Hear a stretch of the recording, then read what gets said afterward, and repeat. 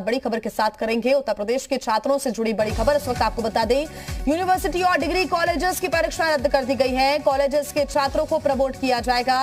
उत्तर प्रदेश के deputy CM Dinesh Sharma ने ऐलान किया है कि कुछ स्थितियों में परीक्षा होगी। ये सिर्फ विश्वविद्यालयों को दिशा निर्देश है, विश्वविद्यालय अपने स्तर पर आगे फैसला लेंगे। राज्यपाल और मुख्यमंत्री से मंथन के बाद यह फैसला लिया गया है। 3 कुलपतियों की कमेटी की रिपोर्ट के बाद मंथन हुआ और उसके बाद ये अहम फैसला लिया गया है। उत्तर प्रदेश के छात्रों से जुड़ा हुआ यह अहम फैसला है। यूनिवर्सिटी और डिग्री कॉलेजेस की परीक्षाओं को रद्द कर दिया गया है, लेकिन डिप्टी सीएम दिनेश शर्मा ने यह भी कहा है कि कुछ स्थितियों में परीक्षा होगी, लेकिन कुछ स्थितियों में परीक्षा नहीं होगी और छात्रों को प्रमोट कर दिया जाएगा। बड़ी खबर इस वक्त आपको बता रहे हैं। साथ ही डिप्टी सीएम ने यह भी कहा है कि यह सिर्फ विश्वविद्यालयों को दिशा निर्देश है और विश्वविद्यालय अपने स्तर पर आके फैसला ले सकेंगे। राज्यपाल और मुख्यमंत्रियों से मंथन के बाद यह फैसला लिया गया है। साथ ही 3 कुलपतियों की कमेटी की रिपोर्ट के बाद मंथन हुआ और फैसला लिया।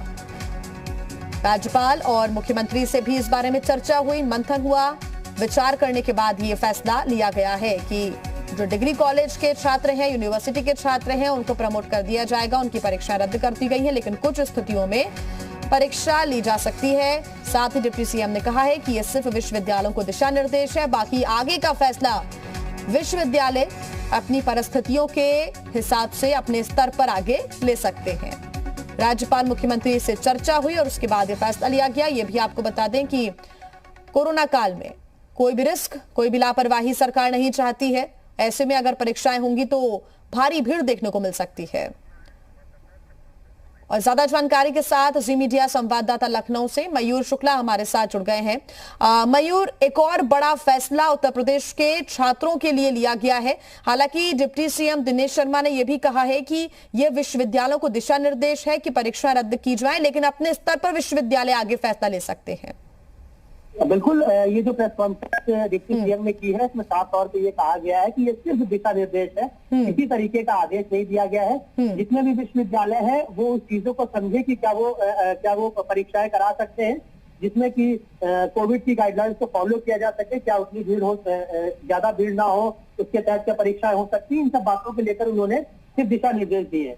कहा यह भी गया है कि जो फर्स्ट ईयर सेकेंड ईयर के बच्चे हैं उनको प्रमोट कर दिया जाएगा, और जो थर्ड ईयर या फिर लास्ट ईयर की अगर हम बात करें, उनके बच्चे हैं, उनके परीक्षा कराई जा सकती है। कराने का मतलब ये है कि अगर किसी विश्वविद्यालय में छात्रों का पहले का डेटा मिल जाता है, यानी कि जो पहले एग्जामिनेशन हुए हैं उसका डेटा अगर मिल जाता है, उसमें उनकी कैसी उनका प्रदर्शन कैसा रहा है, उसके बिहार पे उनको नंबर दिए जा सकते हैं, तो उन लोगों को प्रमोट किया जा सकता है। लेकिन अगर पुराना डेटा नहीं मिलता है तो फिर उनके एग्जाम जो है वो अगस्त में कराए जा सकते हैं, और इसका जो शेड्यूल है वो भी बहुत छोटा रखा गया है।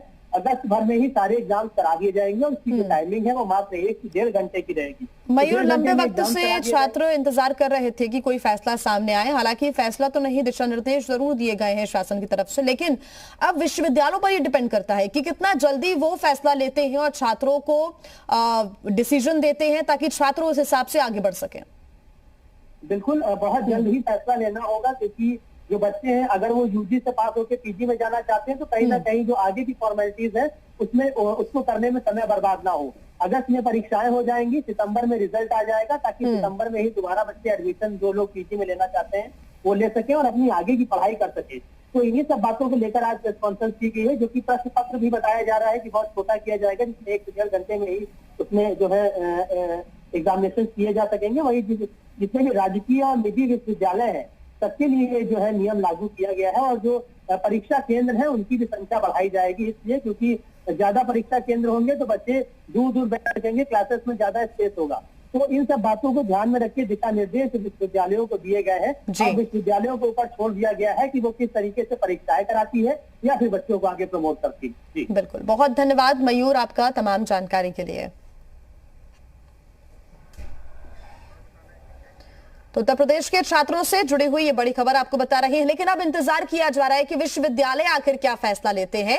हालांकि अभी तक की जो जानकारी मिल रही है उसमें यह जरूर है कि जो फर्स्ट से सेकंड ईयर के छात्र हैं उनको प्रमोट कर दिया जाएगा।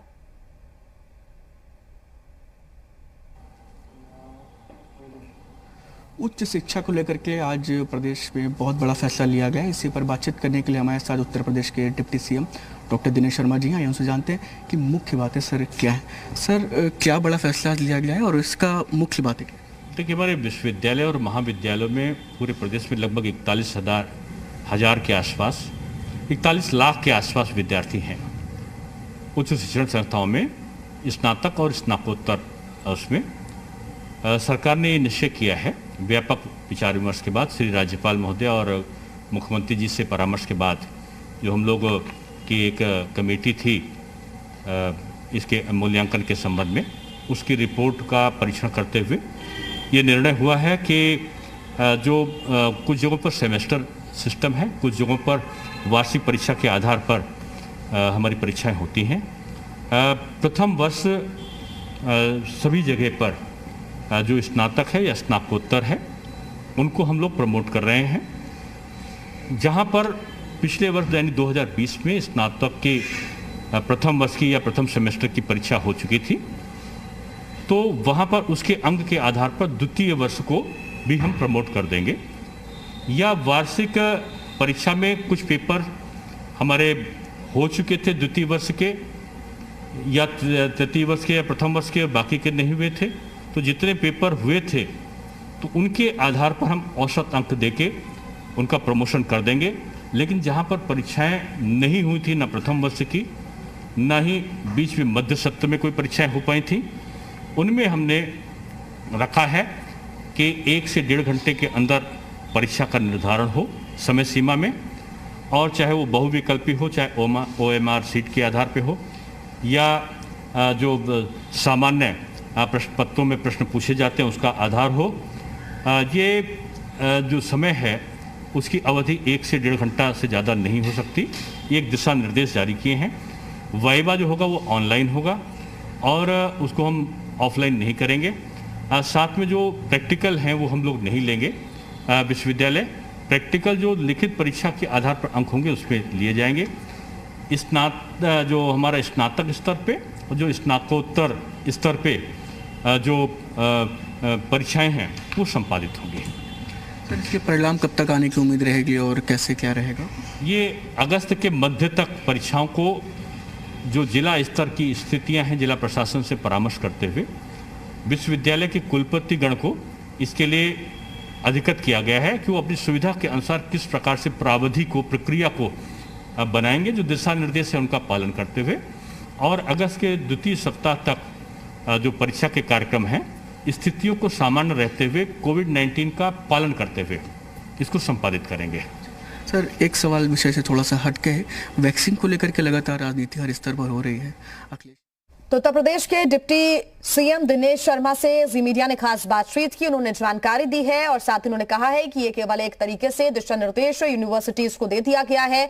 अपने स्तर पर अब आगे जो विश्वविद्यालय हैं वो फैसला ले सकेंगे। हालांकि विश्वविद्यालयों पर अब ये डिपेंड करता है कि कितना जल्दी वो अपना फैसला सुनाते हैं, क्योंकि छात्र लगातार इंतजार करें। हालांकि ये भी बताया जा रहा है कि सितंबर तक छात्रों का रिजल्ट आ जाएगा, ताकि छात्र सितंबर के बाद दूसरे कॉलेज में या फिर उसी कॉलेज में एडमिशन आगे की पढ़ाई के लिए ले सकते हैं। अभी तक की जो जानकारी मिल रही है